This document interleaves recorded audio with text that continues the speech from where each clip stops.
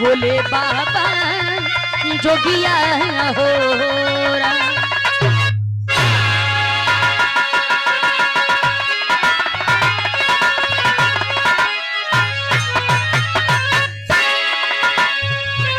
कहल गई कि दुनिया में घमंड बड़ा बेकार चीज होला।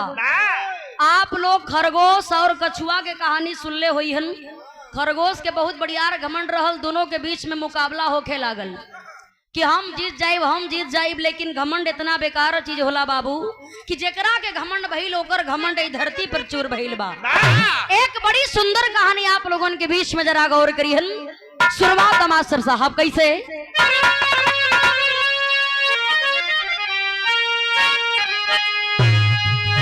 धारा नगरी के राजा प्रतापी सुघर भोज ज्ञानी का इतिहास जाने जमाना, उन्हीं के समय एक घटना घटी,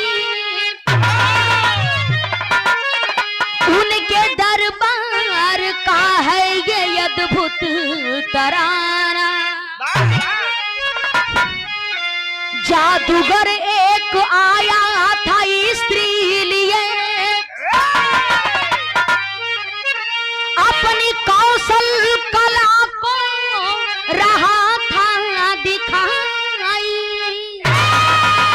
कहे भूप 14 कला में निपुण में, सिया राम जनता को देना दिखाई।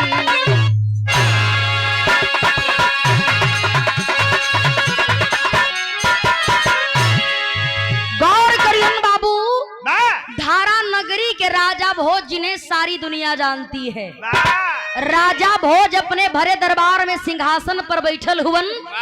राजा भोज के दरबार में एक जादूगर आता है और अपने पत्नी को साथ में लेकर के आया।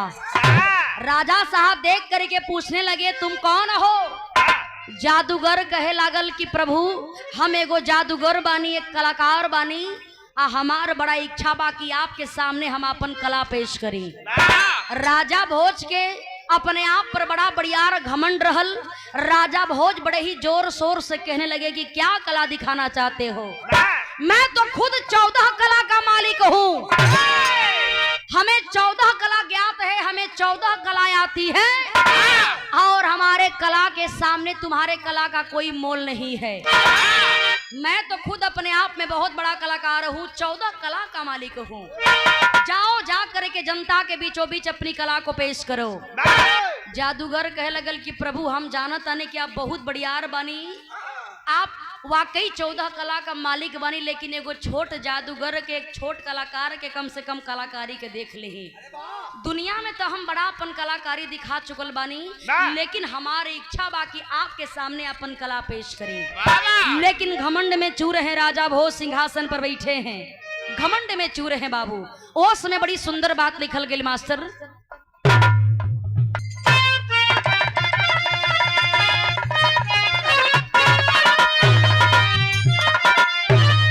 देखाई कोनो भोजपुरी के गीत हो, कोनो दिल फेंक आशिक रहल, कोनो लड़की के देख के कहे लगल कि जोन हाई शान में टक्का करो तारो, हमरा के भाव नहीं खे दे तारो, रोज अलग अलग डिजाइन के ड्रेस पहिर के तू चल तारो।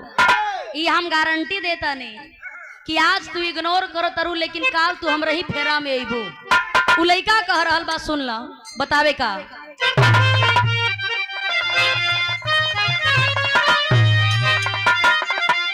यह कहे कोनो दिन शिकार हो जइबू, कोनो दिन शिकार हो जइबू।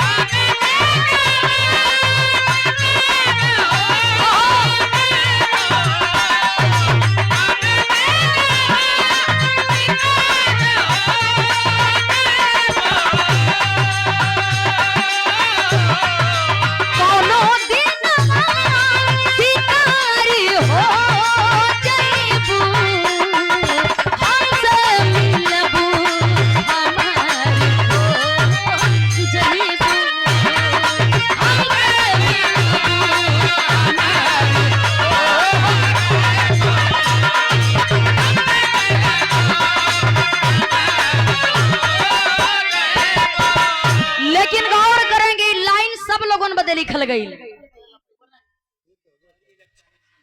और ए परी इलेक्ट्रॉनिक सिंधोरा से 50 रुपया से सम्मान। बहुत बहुत मैं आपका स्वागत करती हूँ। बबलू यादव जी कहां से? भरतपुर के ऐतिहासिक धरती से 100 रुपया देकर के सम्मान किया गया। बहुत बहुत धन्यवाद। लेकिन ये आप लोगों बदे लाइन लिखल गई सबका बदे।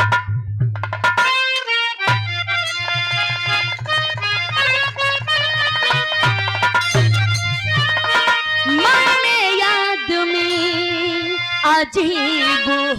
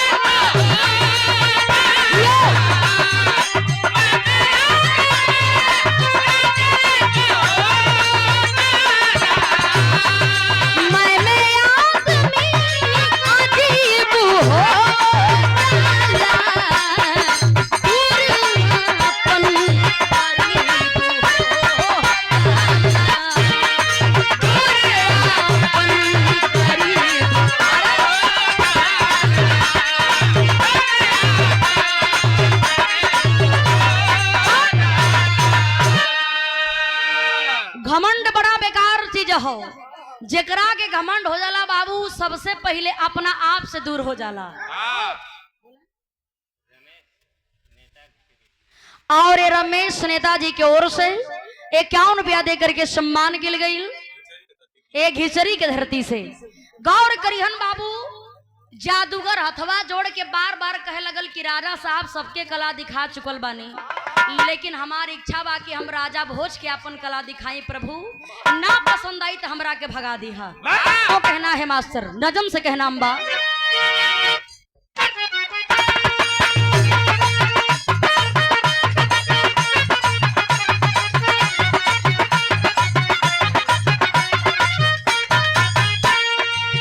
कहा खिलाड़ी कहा खिलाड़ी दास गरीबी का मारा है। कहा खिलाड़ी दास गरीबी का मारा है।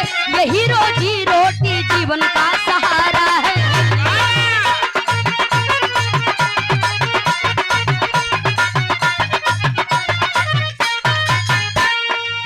पसंद आए ना तो राज्य से भगा देना।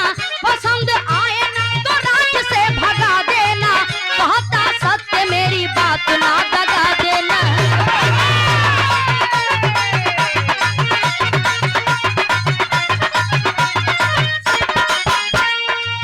कहे महाराज अगर वाकई ये है सच्चा। कहे महाराज अगर वाकई ये है सच्चा। करो ना देर ये तो खेल दिखाओ अच्छा।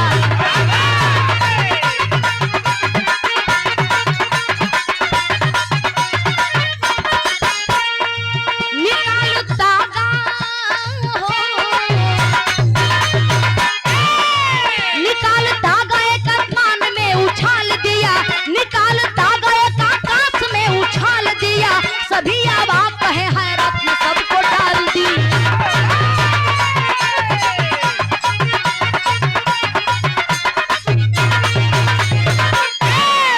गौर करिहन राजा भोज से बार बार जादूगर रिक्वेस्ट कर रहल बा। राजा साहब तनी गुस्सा में भी हवन, गुरूर में भी हवन, घमंड में होके कहन कि चलो कोई बात नहीं। बार बार इतना रिक्वेस्ट करो तरत अपने कला के पेश करो। अपनी कला को पेश करो। यदि हमें पसंद नहीं आएगा तो मैं इग्नोर कर दूंगा। जादूगर कह लगल कि प्रभु ये तो हम कहली ना कि जब तोके हमार कला ना पसंद आई तो हमके अपने राज्य से भगा दी है। ए बाबू आदेश को पाता है जादूगर और देखे तुरंत अपना झोली से एगो अंटा निकल ले हो। अंडा अंडा ना महाराज अंटा। हम जाने की मुर्गी वाला अंडा। अंटा ओके कहल जाला जौने में धगवा लपेटल जाला। अच्छा उहे अंटा निकलले बा मन धागा लिपेटल हो और निकाल करके फटाक से वो अंटा के आकाश में फेंकले हो। जब आकाश में फेंकले बा अंटा जा करके आकाश में अटक गई और धागा नीचे लटक गई। लोग देख के बड़ा हैरत में पड़ गलन के रे बाप रे बाप, दुनिया में तो बड़ा कला देखले बनी लेकिन ये बड़ा अलगे किस्म का कलाकार हो। राजा बहुत चुपचाप बैठल हुआ अपने मंत्री से बुला के कलन की कहो कि सही में अंटवा कहीं अटकौले है कि खाली बेवकूफ बनावता। मंत्री जी कलन की ढेर बिना तेल का पकौड़ा मत होखा पर भू, खाली धीरे धीरे देखल कराई तो लगत बा कि बड़ा ही दूसरे प्रकार का कलाकार हो। वाकई एकरे पास भाई जादूगर वाले शक्ति हो। राजा भोज कलन की बहुत बड़का बखान मत करा रे, हम 14 कला का मालिक है, हमें हल्का में मत लो।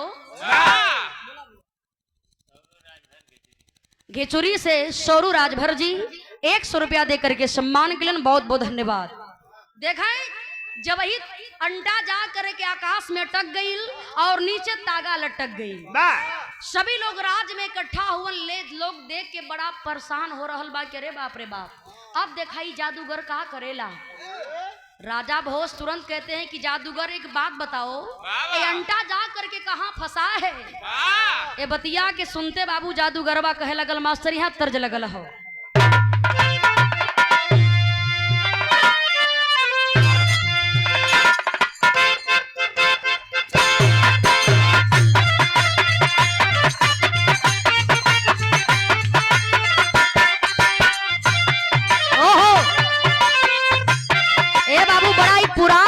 लेकिन बड़ा लहरेदार गीत बा।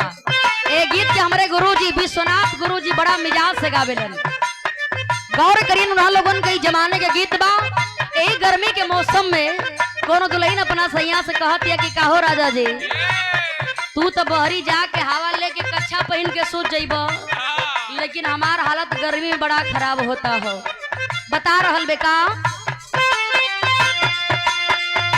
रतिया होले गर्मी नहा डोले पवन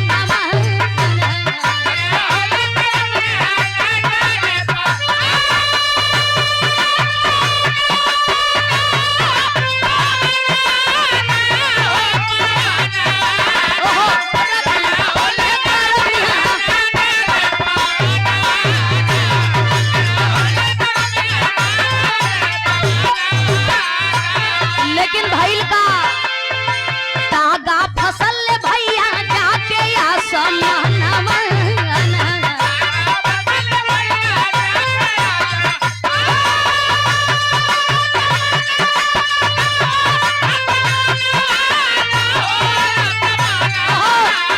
वो तागा फसल भैया जाके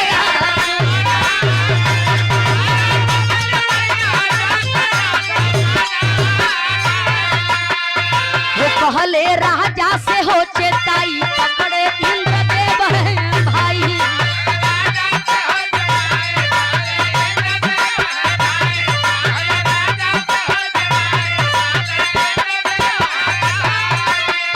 वो कहले राजा से हो चेताई पकड़े इंद्रदेव है भाई।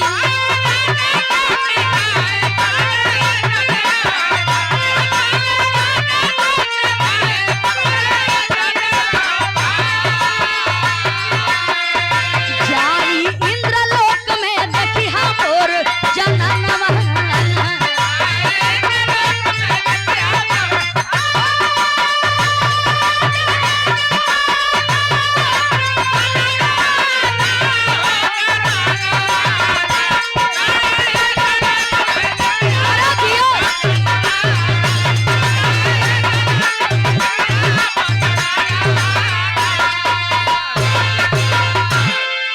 गौर करिहन जादूगर कहे लागल कि जाना चाहता रहा कि उ तागा कहाँ अंटा कहाँ फसल हो। अरे उस सीधा वो हमार अंटा इंद्रलोक में गई हो आ हमरे अंटा के इंद्र भगवान पकड़ ले हुवन।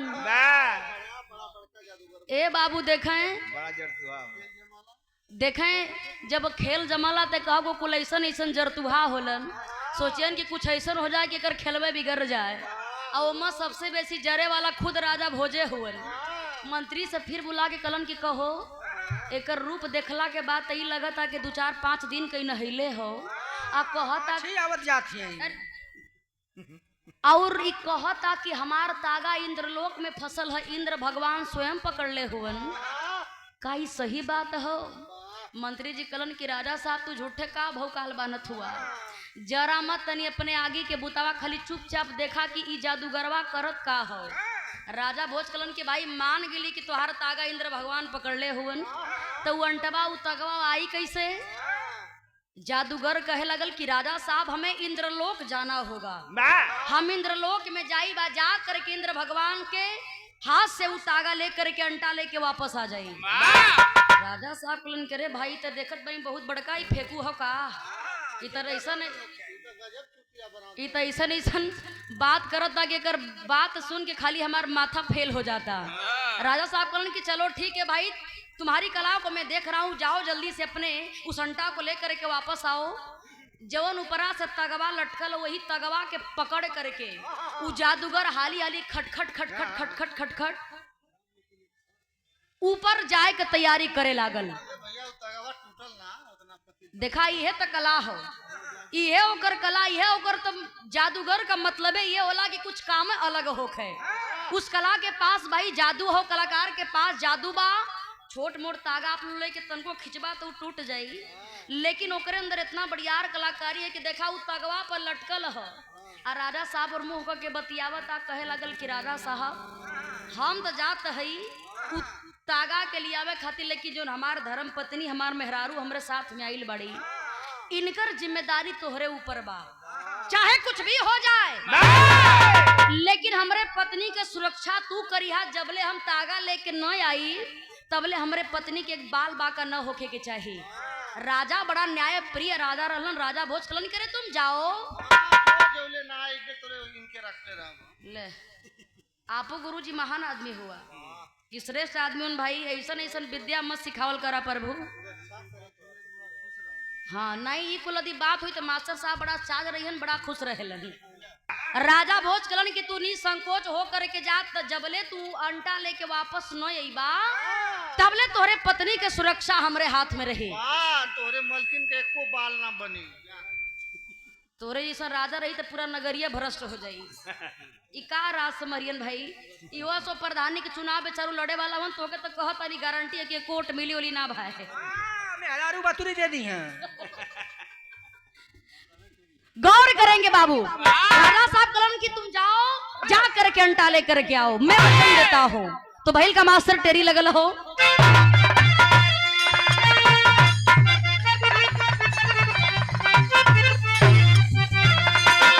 अरे बचनिया दिहले राजा अज्ञनिया, अरे बचनिया दिहले राजा अज्ञनिया कि हमरे जिया सुरक्षित रही है तोर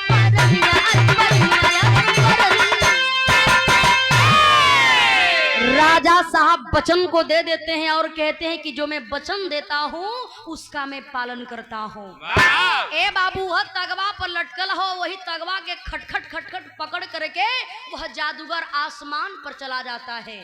राजा साहब टुकुर टुकुर रही तरह कह के तकते हुए मंत्री से कलन की कहो ई सही में आसमान में गयल का? मंत्री कलन की तोके का लौकत आन्हर नाना हो गल हुआ, देखा ई तगवा पकड़ के गल, तगवा वही तरह लटकल हो। तागा पकड़ करके जल्दी जल्दी बाबू देखे आसमान पर जब चला गया, लोग बैठ करके इंतजार करथुन कि देखा ई जादूगर वो तागा के वापस लेकर के, अंटा के वापस लेकर के कब आवेला। भरी सभा में लोग बैठ करके इंतजार कर रहे हैं। राजा भोज भी मने मने बड़ा विचार करथुन कि भाई देखा तनी बहुत बड़का ही कलाकार हो का। तब तक देखे बाबू घंटों बीत जाता है। जब घंटों बीतल, जादूगर तो अंटा लेकर के वापस नहीं आया, तागा उसी तरह लटका हुआ है, लेकिन वही बीच बहल का कहना है मास्टर।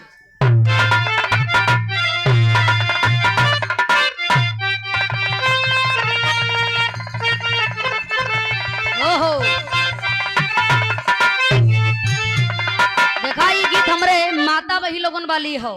जब ये लोग पीड़िया गोरे खातिर जालिन, हमारे वैसे तो हमारे पास टाइम है ना है, जब ये लोग पीड़िया गोरे खातिर माई वही लोग जालिन तो एक गीत के बड़ा प्यार से गावेली। कैसे कैसे गावेली मास्टर कि आज एकादशी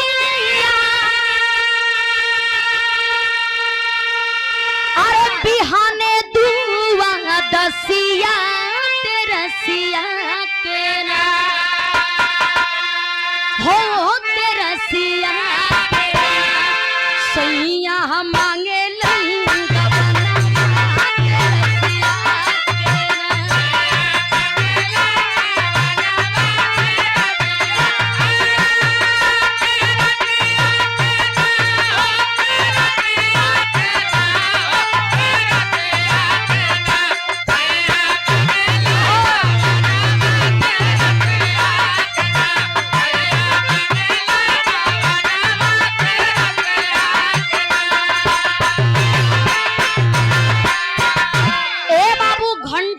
गईल जादूगर त ना आइल लेकिन आइल का कहना है। जादूगर गईले ना अरे कुछ देर आइले आइल लासिया हो आइल लासिया सब कर रुक गईली लासिया आइल लासिया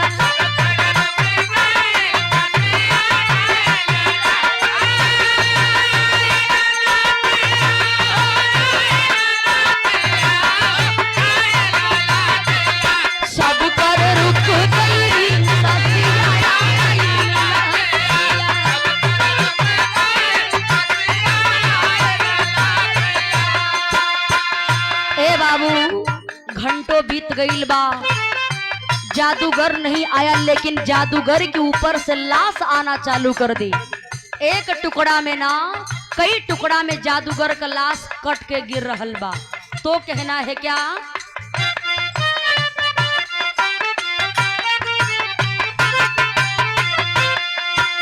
कटी कटी हाथ पाँव सगरो शरीरिया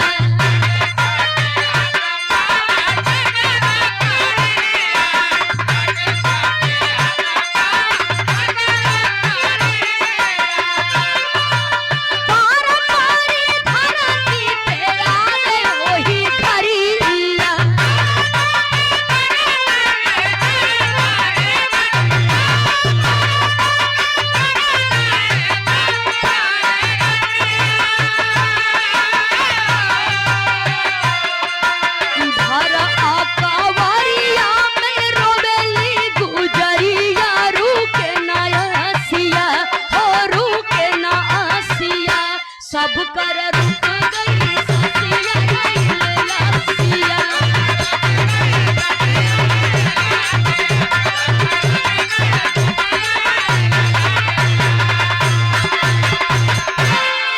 गौर करेंगे बाबू देखें जादूगर वापस नहीं आया लेकिन बारी बारी से लाश कट कट करके उस पूरे भरे दरबार में गिर रही है। वो जादूगर का लाश गिरे लागल कबो हाथ गिर रहल बा कबो सर गिर रहल बा कबो पांव गिर रहल बा बारी बारी से पूरा शरीर कई टुकड़ा में कट के वो धरती पर गिरल बा। लोग देख करके घोर आश्चर्य में पड़े हैं कि अरे बाप रे बाप यह जादूगर तो इंद्र भगवान से आसमान में जा करके तागा लाने के लिए गया था और अचानक तागा नहीं आया और ये जादूगर के लाश कट कट के नीचे गिर रहल बा। ए बाबू देखें आज इस दृश्य को देख करके लोग बड़ा परेशान हुवन बड़ा घबराहट में पड़ल हुवन। राजा भोज भरे दरबार में बैठ करके सोचत बड़न के दिए के भगा दिले रहतीन तब वो ठीक हो गई रहत एकर लाश कैसे गिर के कट के गिर रहल बा। राजा भोज बड़े परेशान हैं लेकिन गौर करिहन उ जवन तगवा ऊपरा हो उ तगवा वही तरह वो महफिल में अटकल बा उ तागा वही तरह अटकल बा हो बाबू लटकल बा। लोग देख करके घोर आश्चर्य में पड़े हैं। लेकिन देखें जादूगर की पत्नी जब जादूगरनी अपने पति के लाश के देखलीन कि हमरे सैया के लाश कई टुकड़ा में हो गई है। भैया साउंड वाले भाई वो लसिया के बटोर करके अखबारी में भर के रो रो के कह लगल कि काहो सैया आज तक तू जितना कला दिखौला हम हर कला में तोहरे साथे रहलीन लेकिन ऐसन दिन कबो देखे के ना मिलल। ए सैया हमके अभागन बना करके अलहरे हमरा के छोड़ के चल गेला सैया हम तोहरे बिना कैसे जियब हो सैया कैसे जियब तू तो हमार मंगी उजाड़ देला सैया। ए बाबू जितना पिलाप वो जादूगरनी कर रहल बे इतना रो रहल बे कि वो जादूगरनी के देख करके वो राज में जितने लोग हैं सबके आंखों में आंसू भर गया कि अब इसका कौन सहारा बनेगा। दिखाएं राजा भोज आकर के बार बार राजा भोज समझा रहे हैं, बार बार समझावत हुवन, लेकिन जादूगरनी कहे लगल कि राजा साहब तू कितनो धन दौलत का बात करला, लेकिन पति से बढ़ियार ए दुनिया में कोनो दौलत ना बा। हमार सैया ही हमार सब कुछ रलन, जब सैया ना हुवन तो हम जी के का करब। तो होता है क्या मास्टर, गीत का लाइन लगल हो।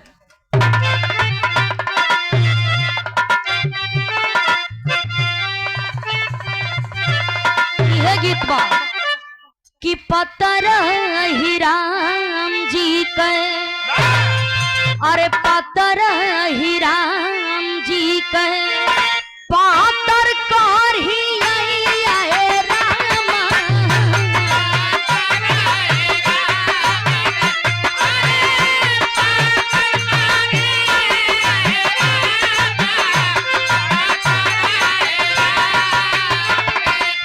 लेकिन जादूगरनी राज्यसभा में कह रहल बेका, साथे सजहनमा के, साथे सजहनमा के जहरी मोरा तनमा ए रामा।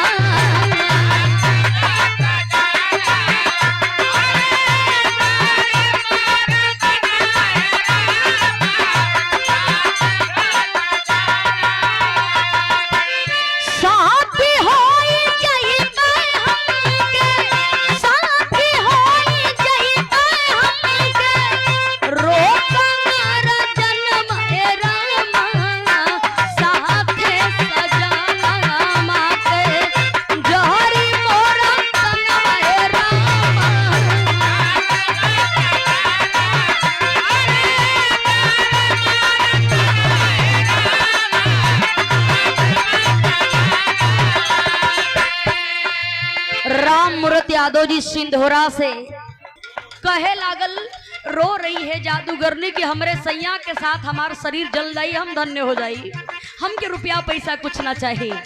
ए बाबू उस समय प्रथा चलत रहल कि यदि पति औरत से पहले मर जाए तो पति के साथ औरत भी जल करके सती हो जाती थी। चिता सजावल गई, उसी चिता पर उस जादूगर का लाश रखल गई और वही जादूगरनी अपने पति को लेकर के उसी चिता पर सती हो जाती है। राजा भोज फिर अपने दरबार में इलन सिंहासन पर बैठे हैं, पूरे राज्य के लोग गमगीन हैं। आखिर एक दो मासूम के जान चल गई हो, लोग बड़ा विलाप करत हुन। तब तक कुछ घंटा के बाद भइल हका,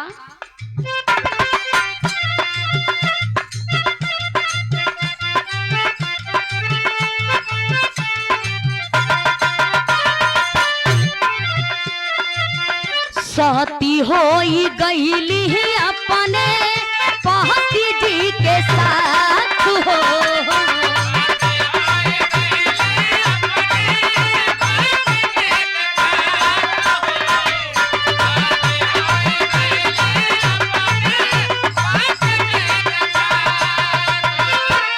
कुछ देर बाद फिर बदलल हालात हो, बदलल हालात हो।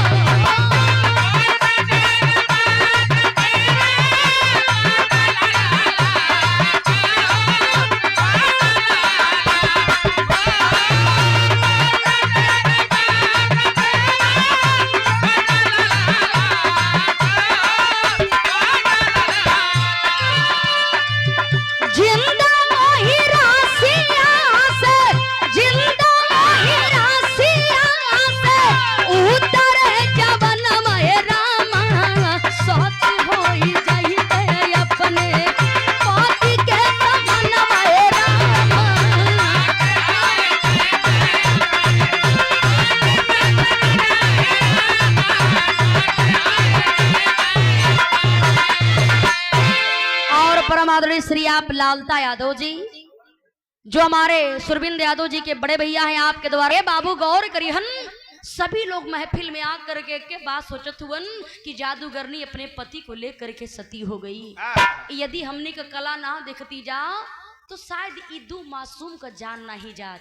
लेकिन बड़ा आश्चर्य वाली बात ई हो बाबू कि उ तगवा जवन बा वही तरह आसमान से नीचे तक लटकल बा। राजा भोज देख करके बड़ा आश्चर्य में पड़ल हुवन कि जादूगर भी मर गया, जादूगरनी भी मर गई, लेकिन यह तागा का मैं क्या करूं। वो तगवा पकड़ के यदि कोई खींचे तो तगवा खिंचला से खिंचैबो ना करे। राजा साहब बड़ा इंतजार करत हुन कि आखिर हो का रहल बा। तब तक जैसे ही कुछ घंटा बीतले बाबू, तब तक देखें वही तगवा के पकड़ करके जौन जादूगर मर गई रहल, वही जादूगर बिल्कुल जिंदा वापस खटखट खटखट वही तागा के पकड़ करके वह राज दरबार में आ करके नीचे उतरता है और कहता है बजाओ ताली। अरे ये तो मेरी पहली कला थी। इस माहौल को देख करके लोग घोर आश्चर्य में पड़े हुए कि अरे बाप रे बाप, अभी अब्बे ते जादूगरवा के हमनी के जला के आ रहल बानी जा, करे पत्नी के जला के आ रहल बानी जा, लेकिन यह जादूगर बिल्कुल जिंदा इस तागा को पकड़ के वापस आ गया। देखें, देख करके बाबू लोग आश्चर्य में पड़े हुए हैं, केहू के मुंह से बकार नहीं खे निकलत बा। जादूगर सोचे लागल कि लगत बा कि हमार कला केहू के पसंद ना आई। सोचे लागल कि लगत बा राजा साहब के भी पसंद नहीं। कहे लगल कि राजा साहब मैं समझ गया कि जब आप लोग ताली नहीं बजा रहे हैं तो मेरी कला आपको पसंद नहीं आई। एक काम करिए, इतना बढ़ियार कला देखौलिन जब तो के पसंद ना आई, कोई बात नहीं, आप हमारे पत्नी को वापस करिए, मैं अपने घर को चलूंगा। होता है क्या मास्टर? तो बहिल का मास्टर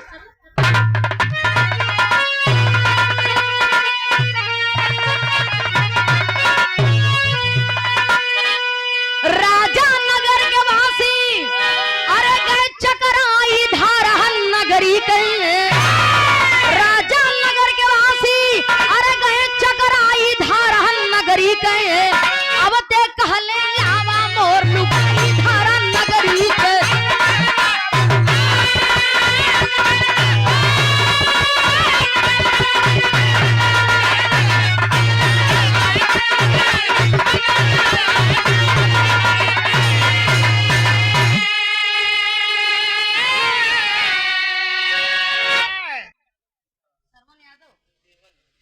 देवन यादव भैसा वाले बार भैया ए देखे तेरी के तू महाराज यो भैंस गरे ढेर रखले हुए, आपके द्वारा ये 200 रुपया दे करके सम्मान के लिए बहुत बहुत धन्यवाद।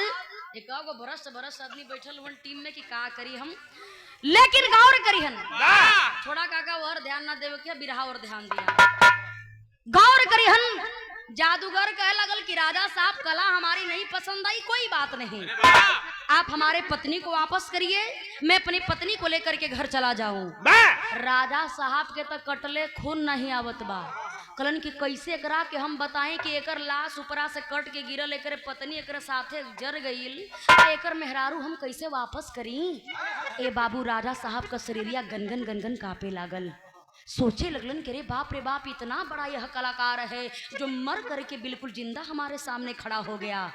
राजा साहब मनवा में विचार करत हन कि हमहू 14 कला चिल्लात रहलीन, लेकिन हमारे कला का तो इसके सामने कोई मोल नहीं। मंत्रिया फुले से ठुसुर फुसुर मंत्री जी बतियात हन के देखा ही है। अभी राजा बहुत दे दांत निपोरे चालू कैले हुअन, 14 कला मारे अटत हुन, मारे पेट फुलावत हुअन, सीना फुलावत हुअन। अब बुद्धि काम ना करे बा, थर देही भर पसीना हो तो ज्यादा के मरे दा। गौर करेंगे बाबू, राजा भोज का दिमाग काम ना कर दकलन के हे प्रभु अब हम कहाँ फसलीन। जादूगर के सामने राजा भोज सारी बात कहने लगे कि जादूगर हम तोहरा से का बताएं, तू इतना बढ़ियार कलाकार बड़ा, हमरा की पता नहीं रहल, तोहार हम बड़ा उपहास कैलीन, लेकिन आज तोहरे सामने तो हमरे 14 कला का कोनो मोल ना बा।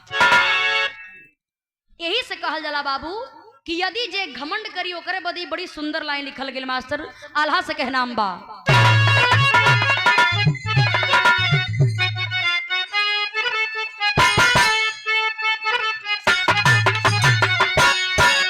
अरे केतनो बड़ा ज्ञानी ध्यानी, अरे केतनो बड़ा ज्ञानी ध्यानी, रूप सुंदरता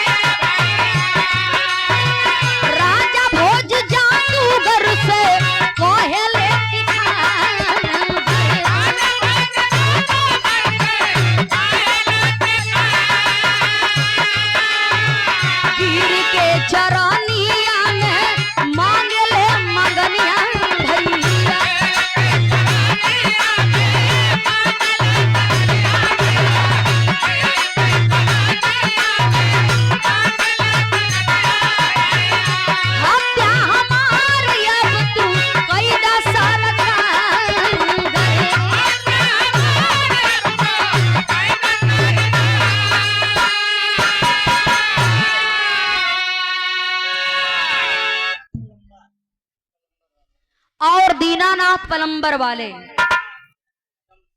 जमसाए के धरती से 100 रुपया दे करके सम्मान के लिए बहुत बहुत धन्यवाद सब लोगों की प्रणाम बा।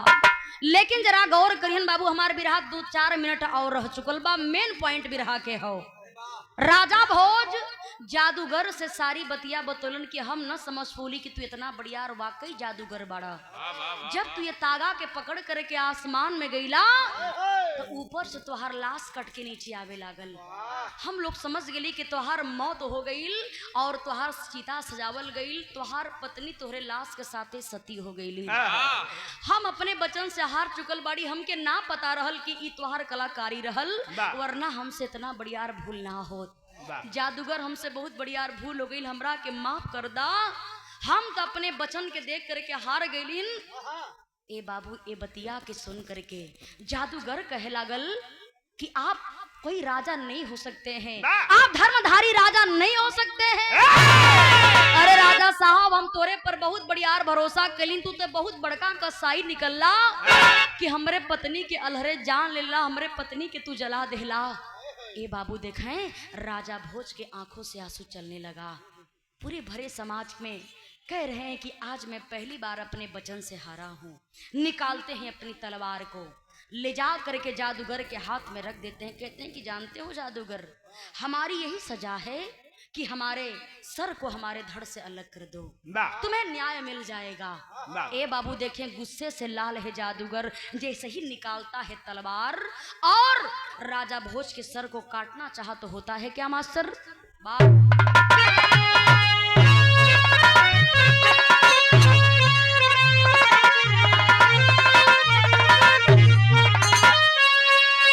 मारल चहले और राजा भोज पे कटरिया सुना, और डबले आ गई संभनमा गुजरिया सुना।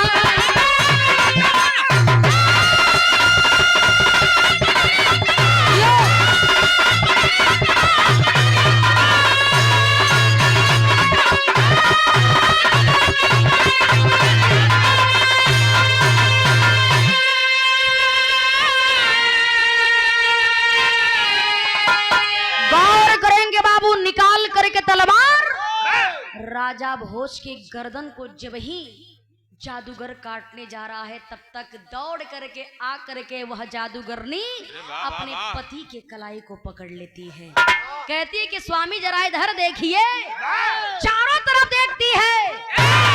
जादूगरनी कहे लगल कि अरे अब तो बजाओ ताली, ये हम लोगों की दूसरी कला है।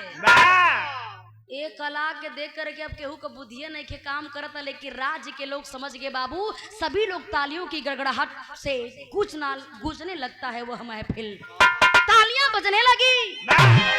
राजा भोज देख करके बिल्कुल आश्चर्य में पड़े हुए हैं कि अरे बाप रे बाप, ये दोनों मिलके हमारे पानी फेंका दे। आखिर ये दोनों वो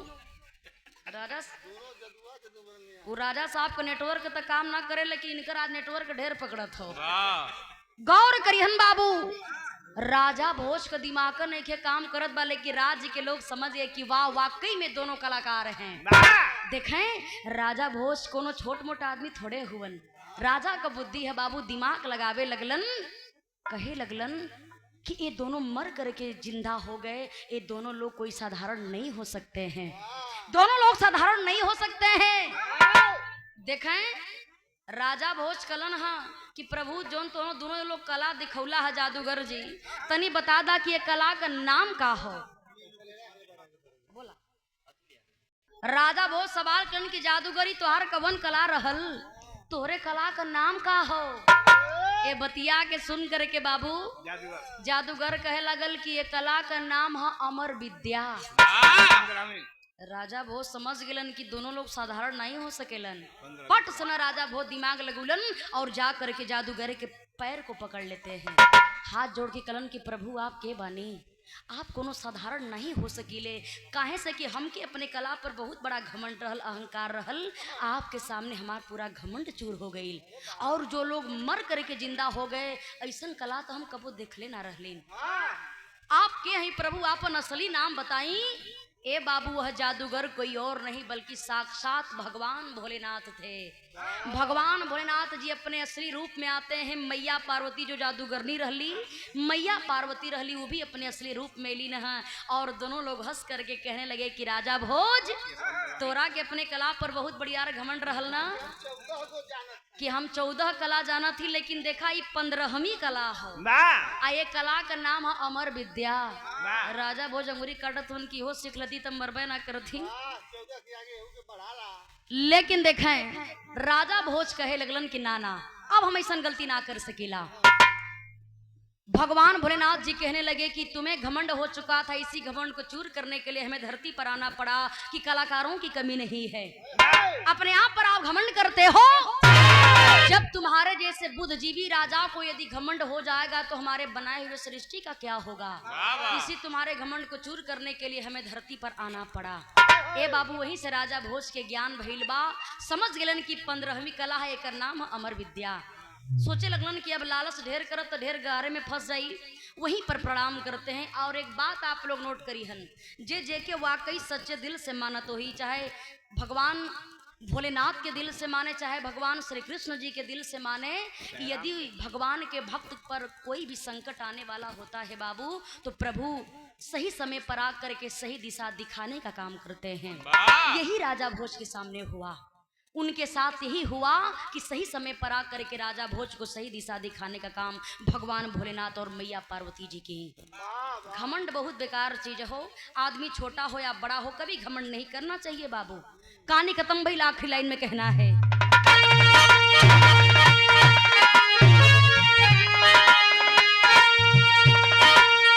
कहना है क्या, गुरु बिहारी गुरु रमन फिर फूल फुला बगियन में, सीताराम और राजेंद्र अरे विश्वनाथ धड़कन में हो।